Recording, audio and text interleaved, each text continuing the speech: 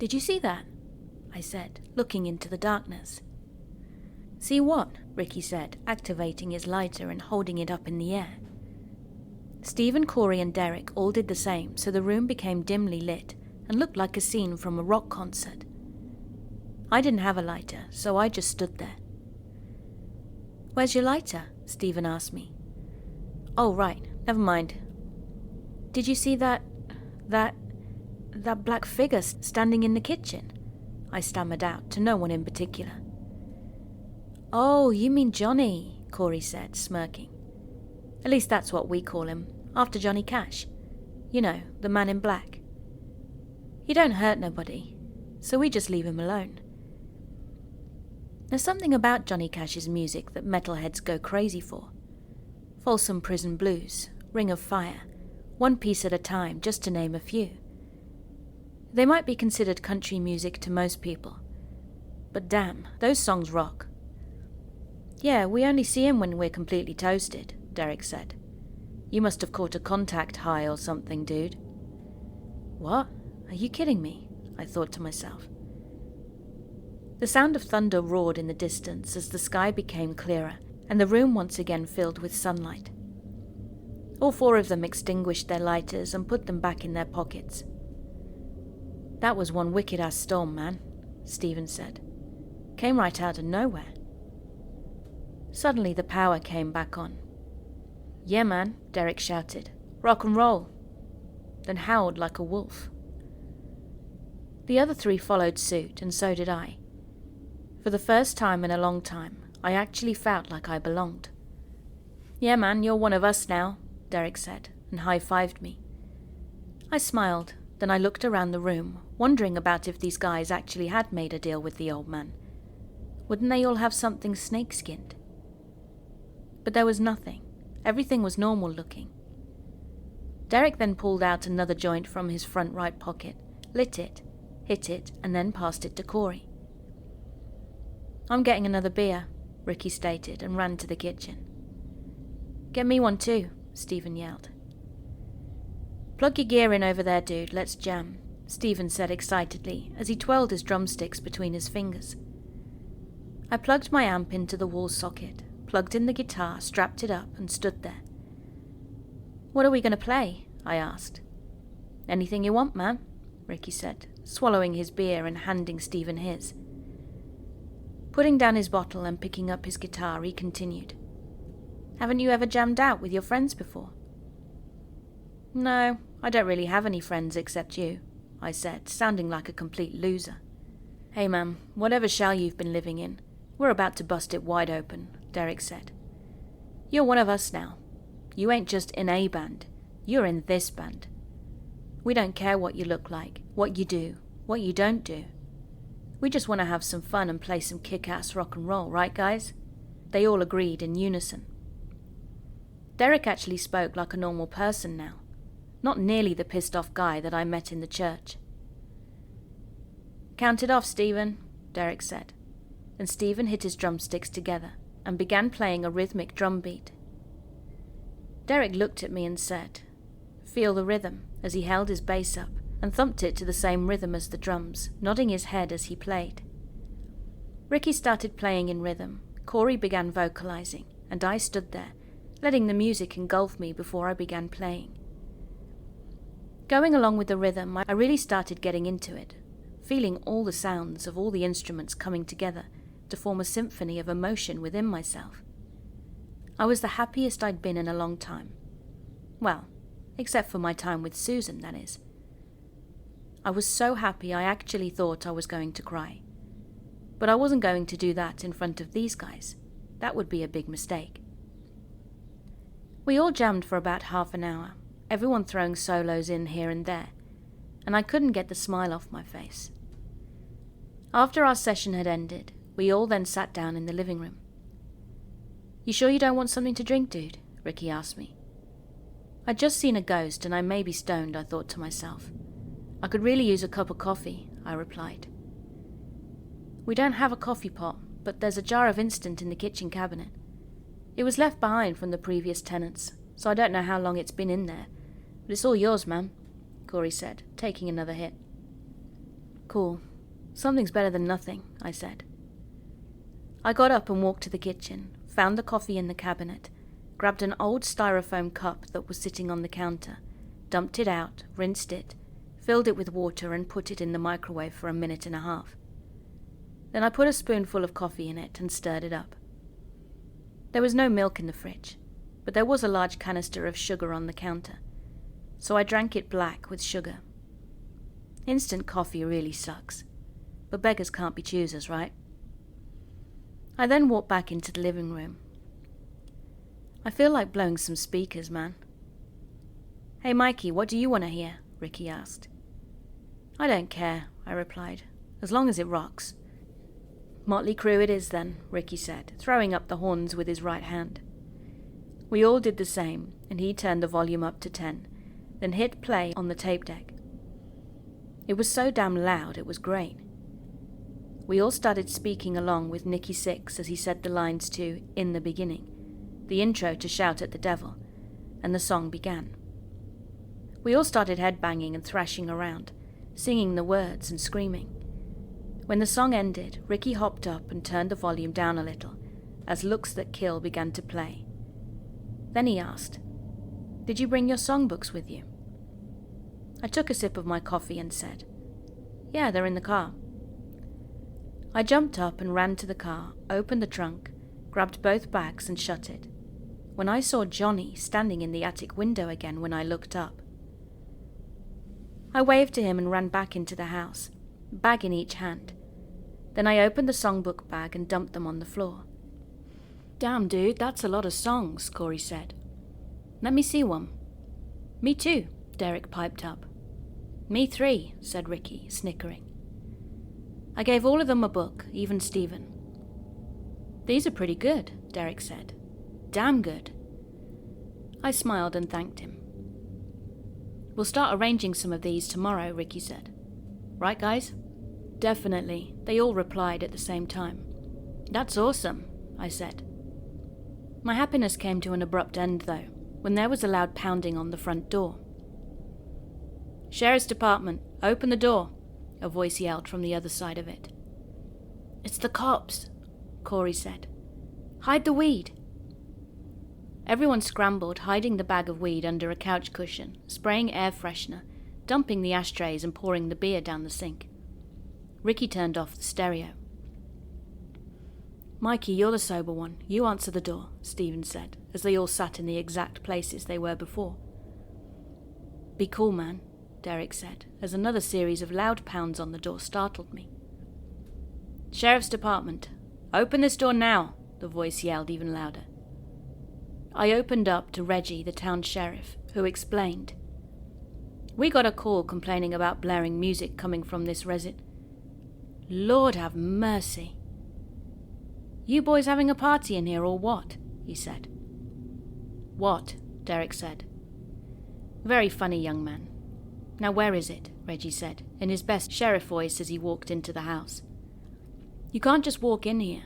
Don't you need a warrant or something?" Stephen said. "I smell marijuana. That gives me probable cause, which means I can come in and search this place without a warrant if I want to," Reggie replied. "He's right, guys," I said. They all just stared at me, including Reggie then. "What?" "I watch a lot of Miami Vice."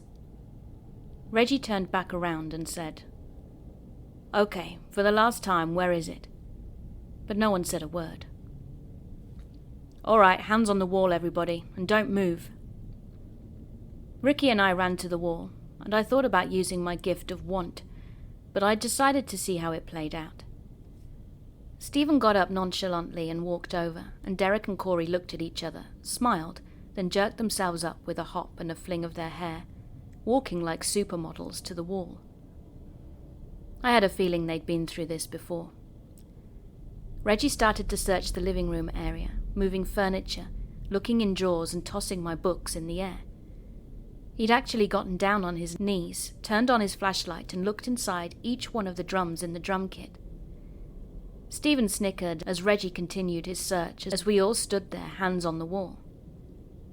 Ricky was to my left, Stephen to Ricky's left, then Derek, and the last was Corey.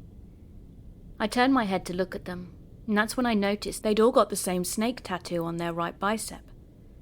Before I could say anything, Reggie said loudly, "And there it is, under the couch cushion. It's always under the couch cushion. I should have looked there first." We all turned our heads to see Reggie standing there, holding the bag of weed and smiling. "Let me guess. It's oregano, right? You boys should have just said no," he remarked. "All of you are going for a ride. Sheriff Jackson to dispatch," he said into his shoulder mic. "Go, Sheriff," a voice from the speaker said. "I need a patrol car to 19 Chestnut for transport, please." Well, now I don't have to try and find a place to stay, I thought. Reggie then began a pat-down search of all of us, finding nothing except 2 joints in Corey's front right pocket.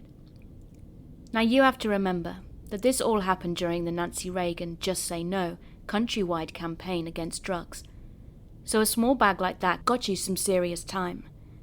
Unlike today, when a little bag like that gets you a slap on the wrist. The patrol car arrived and the officer entered the house. "Give me your cuffs," Reggie said to her. I'd never seen her before. She was blonde and looked very similar to Heather Locklear's character in the show T.J. Hooker. She wasn't my type, but she was cute. She handed him the cuffs and Reggie put them on Stephen and Corey together, and Derek and Ricky together, then looked at me and said, "I don't have enough for you, but if you run, I'll shoot you dead, got it?"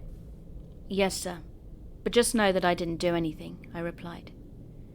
"You don't have to have, son. You're guilty by association. A controlled substance was found in a house which you were occupying when said substance was found. By law, it belongs to all of you, and all of you will be charged with possession of a controlled substance. You can argue your case in front of the judge Monday morning. Now everyone, show me some ID." I reached into my back pocket, took out my wallet and opened it, took out my license and handed it to him. "We're handcuffed together, how are we supposed to do that?" Stephen asked. "Boys, you gotta stop smoking that wacky weed. It's affecting your brain cells. Use your free hand," Reggie said and shook his head. They did and gave their licenses to him, except for Ricky, who only had a state ID. Reggie thumbed through them, and when he got to mine, he looked at the name and asked, "Aren't you Gerald and Mary's kid? You drive that Mustang out front, right?" "Yes, sir," I replied. "I followed you through town a few days ago," he asked. "Yes, sir." "Don't worry, son. They'll take real good care of it at the impound. And the truck, too," he said with a smirk on his face. "You take these 2, he said to the female officer, as he lightly pushed Stephen and Corey into her direction. "I'll take these 2. Then he grabbed Ricky by the arm and led them out the door. The female officer followed. "My pops is going to kill me," Ricky whined, obviously forgetting that he was already dead. "Let's go, son. We ain't got all day," Reggie said to me. I followed closely behind them after shutting the front door, and the female officer loaded Stephen and Corey in her car. Then Reggie put Derek, Ricky, and myself in his Blazer and drove to the police station. The female officer followed close behind. Now, when you think of police stations, you probably think of the ones you see on the television shows, such as Law and Order, NYPD Blue, or even Chicago PD. But I'm from a small town, and our police station back then was an old 2-story house that had been built in the 70s, then converted into a police station. The station was on the main floor. The courtrooms were on the top floor, and once we'd arrived, Reggie and the female officer led us down to the jail cells. I had been in the police station itself before, on a field trip in junior high several years ago, and I must say it was still very nice, neat, and well organized looking. However, the jail cells were far from that. Reggie and the female officer led us to the back of the station. Then Reggie produced a slew of keys from his right hip and unlocked the steel-barred door, which led to the jail cells in the basement. "Don't we get a phone call or something?" Stephen asked. "Phone's broke," the female officer said. "Then how'd you get the call about the noise complaint?" Derek asked with an attitude. Reggie grabbed him by the front of his shirt, stepped into his face, looked him in the eyes, and said sternly, "Phone's broke, got it?" Derek shook his head nervously. Yeah, man, I got it. Reggie then told me to go first, so I did, and I walked down the old wooden staircase. The rest followed, and the smell of rotten sewage, mold, and urine filled my nose. How the smell didn't seep into the station, I don't know, but all 5 of us started to cough, as well as the female officer. Reggie seemed unfazed by it.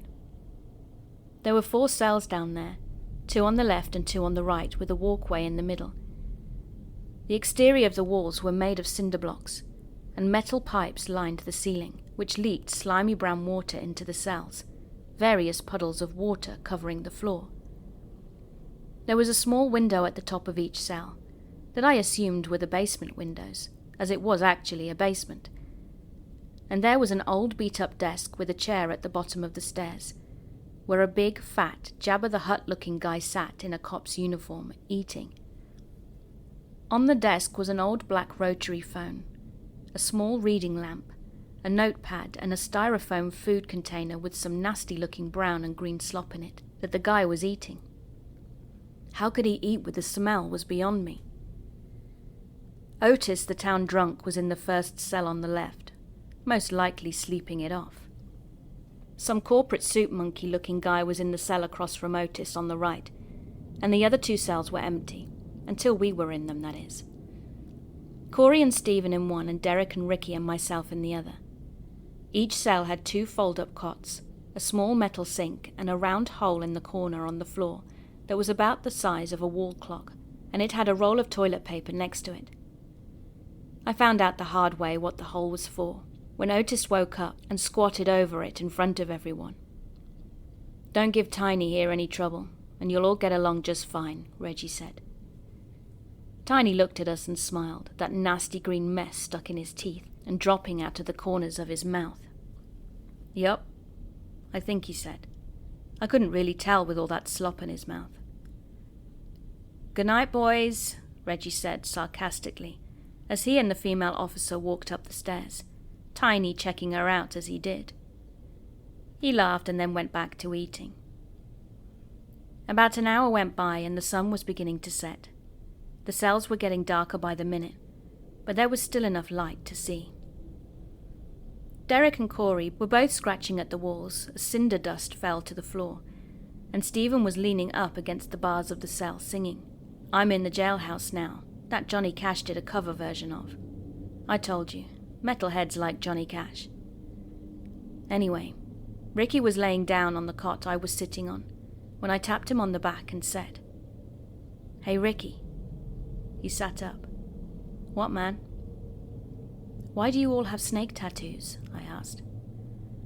"I don't know. When we all crawled out of our graves after making that deal with the old man, we noticed we had them. But we can't figure out what they mean or where they even came from," Ricky said. I sat there thinking about it. The old man's shoes were snake-skinned. I'd made a deal with the old man and got a snakeskin guitar, just like my old friend Ricky. These guys made a deal with the old man and got snake tattoos. Then it hit me. They didn't get anything snake-skinned. They were snake-skinned. Okay, that makes sense, I thought.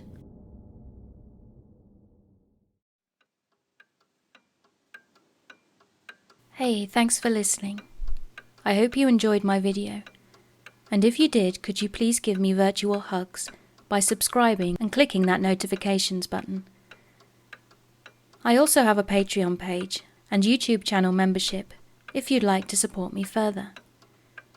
Thank you again for being here. Keep being creepy.